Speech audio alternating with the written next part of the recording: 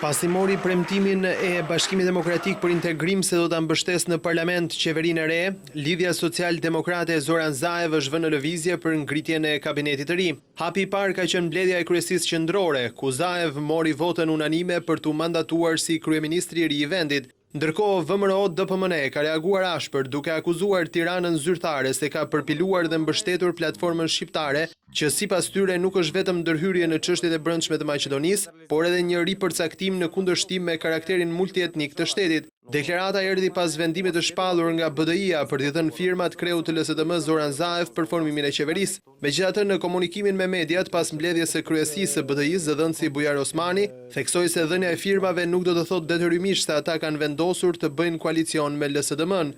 Kryesia qendrore ka vendosur që të jep mbështetje ose nënshkrimet Lidhjes Social-Demokrate të Maqedonisë për të marrë mandatin që të mund të rinisin disa procese, mirë po kjo nuk do të thotë se kemi marrëveshje për koalicion dhe se kjo do të përfundon me marrëveshje për koalicion.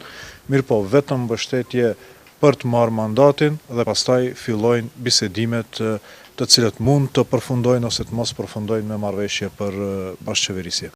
Sipas tij, mbledhjet e kryesisë së BDI-s do të vazhdojnë edhe gjatë ditëve të ardhshme për të specifikuar çështje të tjera që kanë të bëjnë me bashkëpunimin me LSDM-n, si ndarja e posteve ministrore apo rakordimi i programeve politike.